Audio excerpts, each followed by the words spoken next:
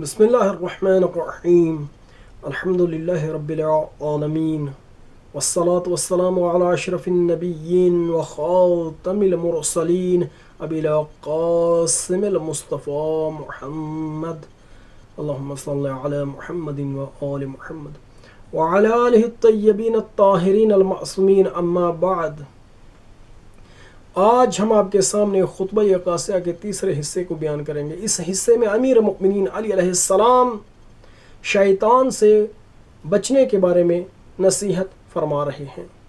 پہلے حصے میں امیر مؤمنین علی علیہ السلام نے یہ بیان فرمایا کہ چونکہ عزت اور کبریائی خدا کی دو خاص صفات ہیں، اس لیے کسی کو حق حاصل نہیں ہے کہ ان صفات کے ساتھ اپنے آپ کو موصوف کرے، خدا کی ان دو صفتوں کو اپنے لیے استعمال کرے۔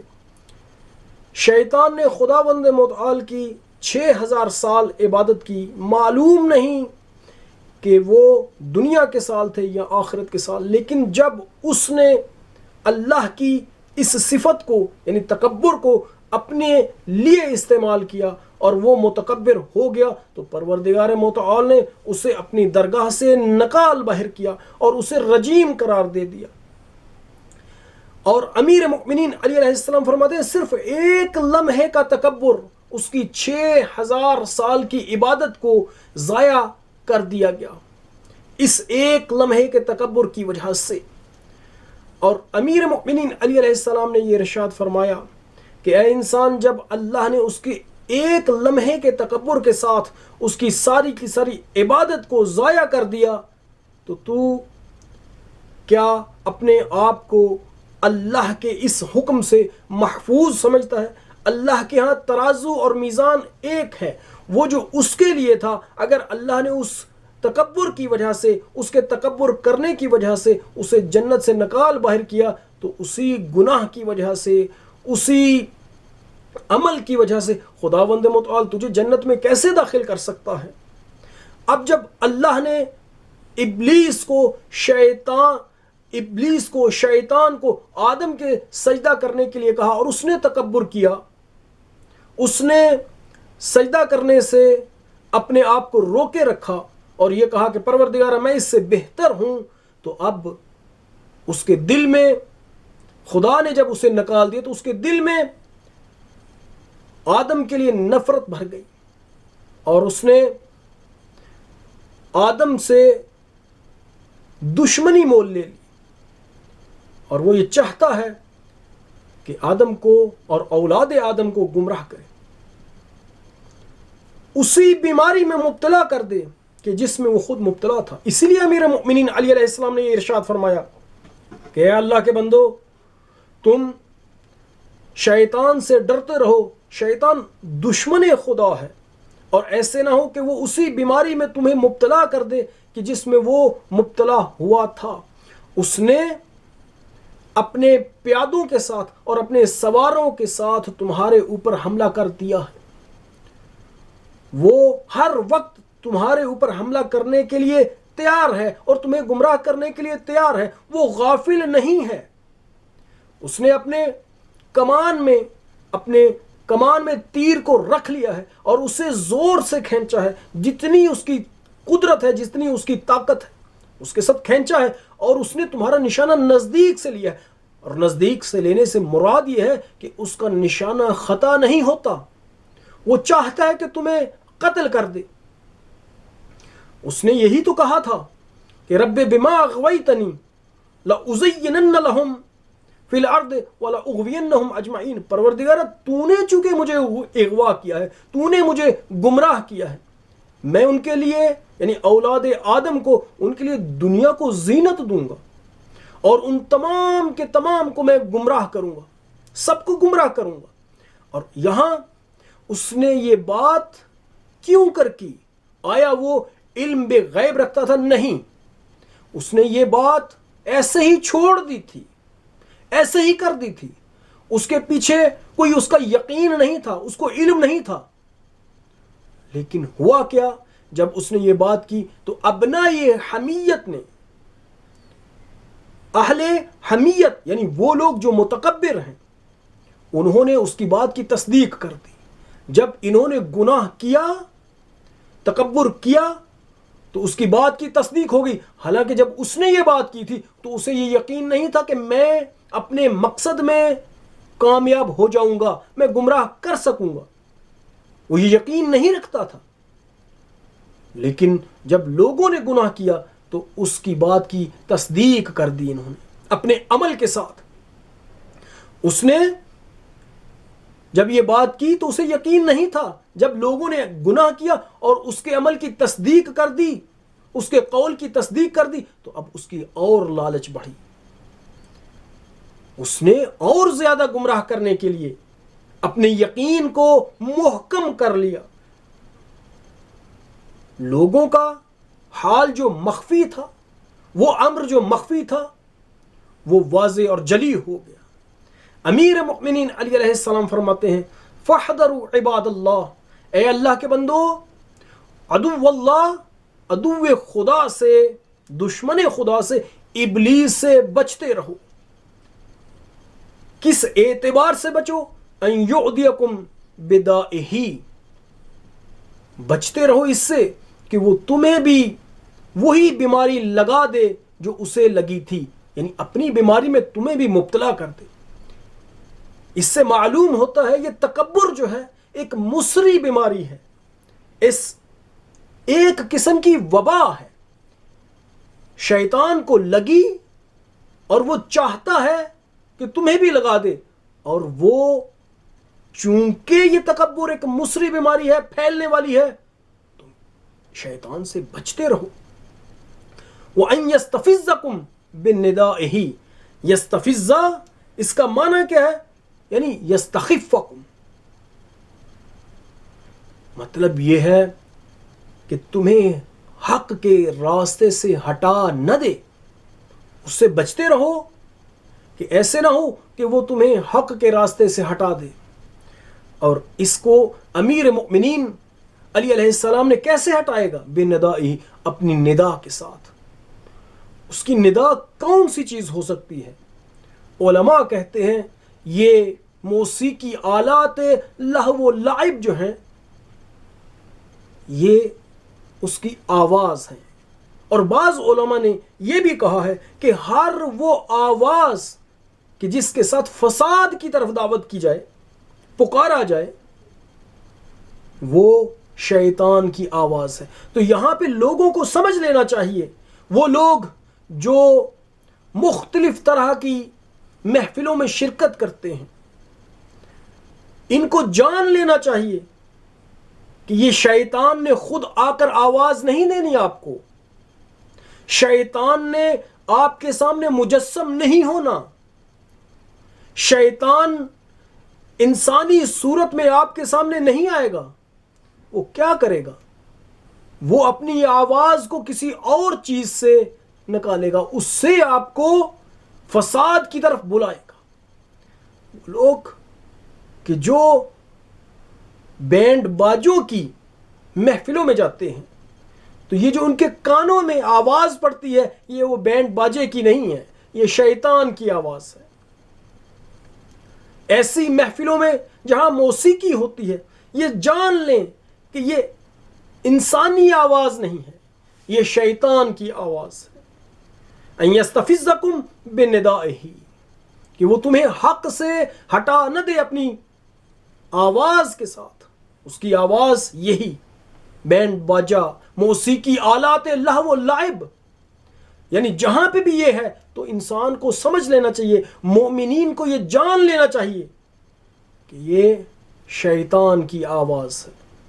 وَأَن يُجْلِبَ عَلَيْكُمْ بِخَيْلِهِ وَرِجْلِهِ، اور اس سے بچتے رہو کہ عدو خدا تمہارے پاس آئے، یعنی تم پر حملہ کرے اپنے خیل یعنی گھوڑے پہ سوار لشکر، اور رجل پیادہ لشکر، اپنے گھوڑا سوار لشکروں کے ساتھ اور اپنے پیادہ لشکروں کے ساتھ۔ ہر وہ شخص کہ جو بھی انسان ہو یا جن ہو یا کوئی اور چیز ہو، خود شیطان، کوئی انسان ہو یا کوئی جن ہو جو بھی انسان کو برائی کا حکم دیتا ہے وہ شیطان کا لشکر ہے، وہ شیطان کے لشکر سے ہے۔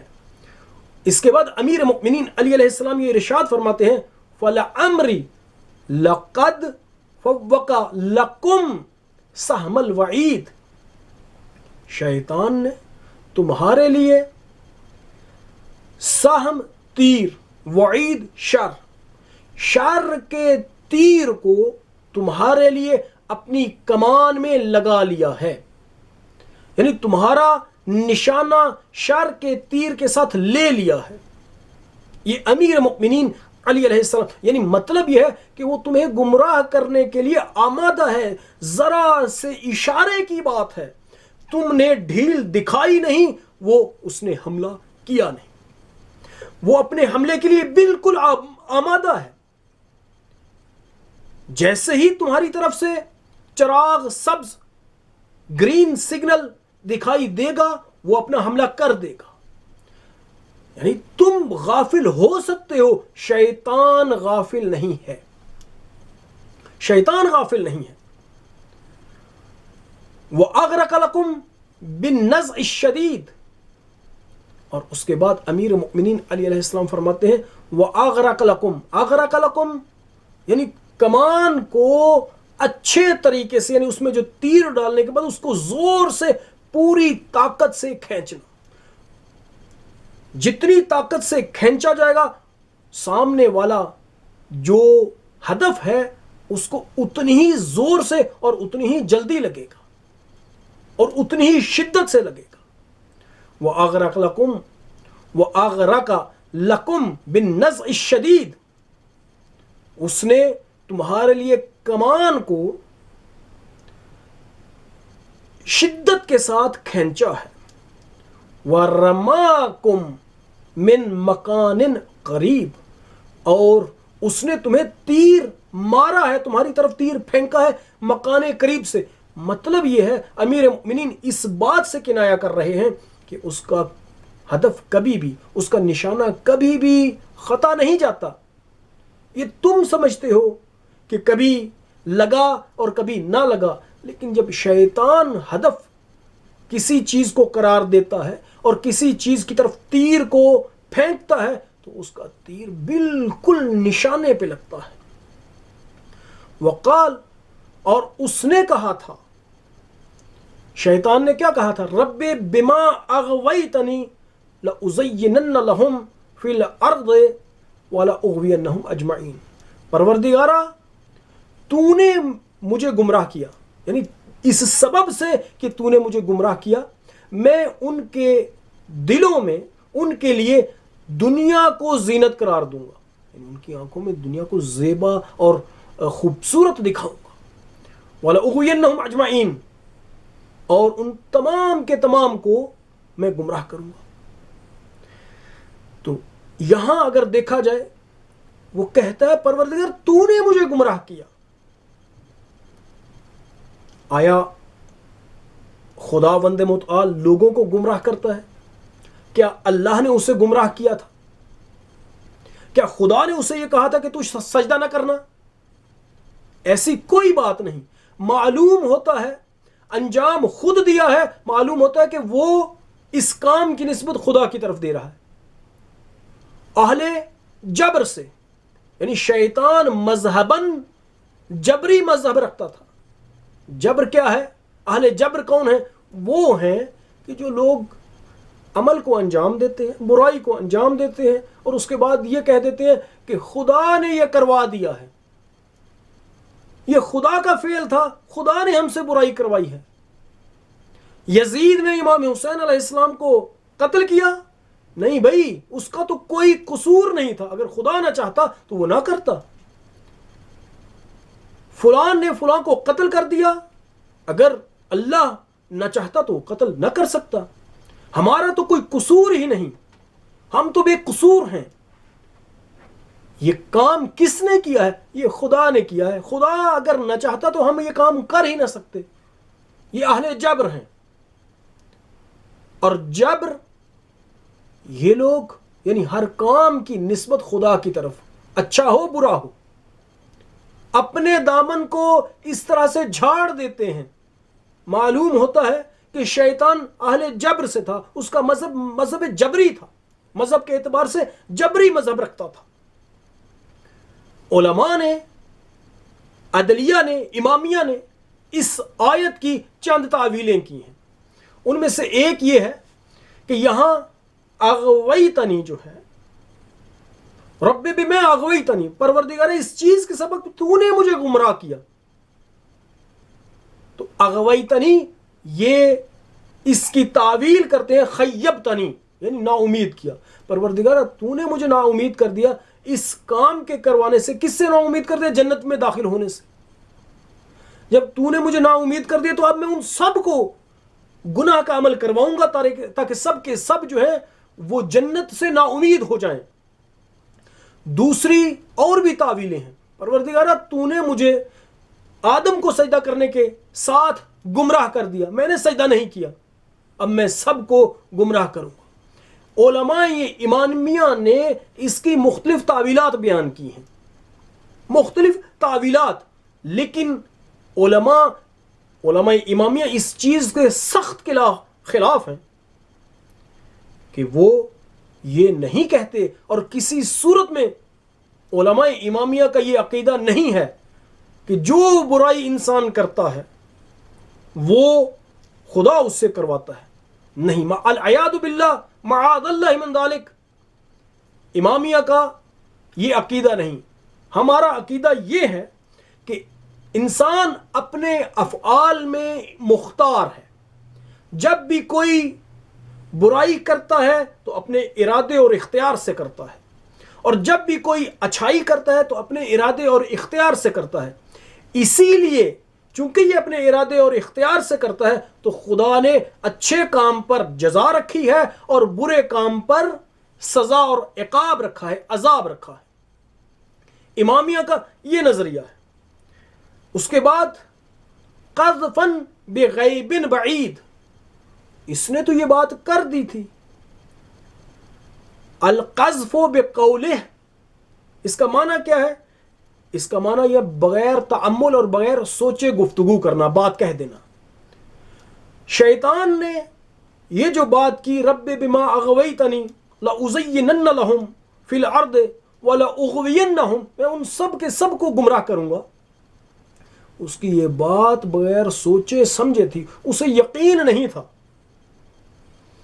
یہ امیر مؤمنین علی علیہ السلام کی بات ہے، قول ہے. فرماتے ہیں قذفاً بغیب بعید، اس نے جو بات کی تھی ایسے ہی چھوڑ دی تھی، غیب بعید کے ساتھ، بغیر سوچے سمجھے بات کرنا. لیکن اس کے بعد وَرَجْمًا بِظَنٍ غَيْرِ مُصِيب، اس نے پھینکا تھا زن کو، یعنی زن کیا تھا، گمان کیا تھا، لیکن یہ گمان صحیح نہیں تھا. اب اس کے بعد کیا ہوا؟ اس کو اپنی بات کا یقین بھی نہیں تھا، کہہ دیا تھا مالک تو نے مجھے گمراہ کیا، میں ان سب کو گمراہ کروں گا، لیکن یقین نہیں تھا. اب اس کا یہ زن صحیح نہیں تھا. صدقہ بہ ابناء الحمیہ. اب یہاں امیر مؤمنین علی علیہ السلام بیان فرماتے ہیں کہ اس نے تو بات ایسے ہی کی تھی، بغیر تعمل کے، بغیر سوچ کے، بغیر یقین کے، لیکن ابناء حمیت نے، یعنی وہ لوگ جو متکبر ہیں، انہوں نے اس کی بات کی تصدیق کر دی. اسے یقین نہیں تھا، انہوں نے اس کو یعنی غلط عمل انجام دے کے، تکبر کر کے گمراہ ہوئے اور اس کی بات کو سچ کر دکھایا. وَإِخْوَانُ الْعَصَبِيَّةِ،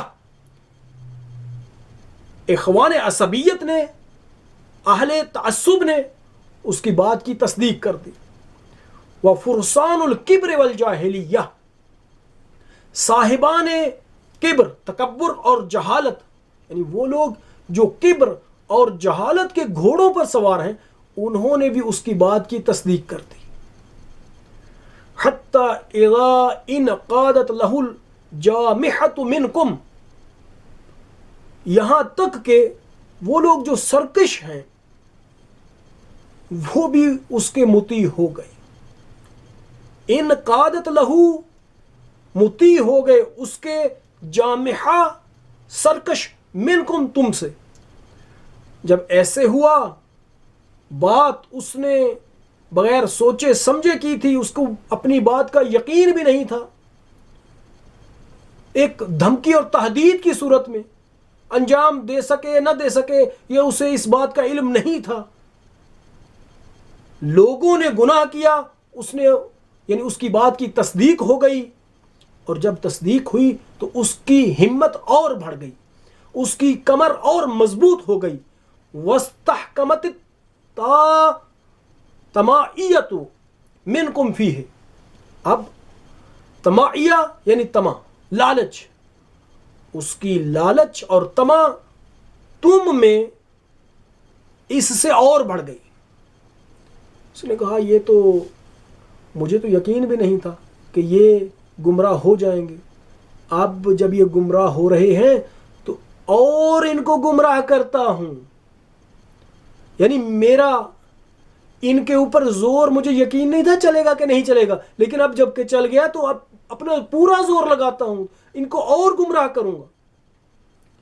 فَنَجَمَتِ الْحَالُ، تو حال اور حقیقت ظاہر ہو گیا، سر خفی سے امر جلی کی طرف۔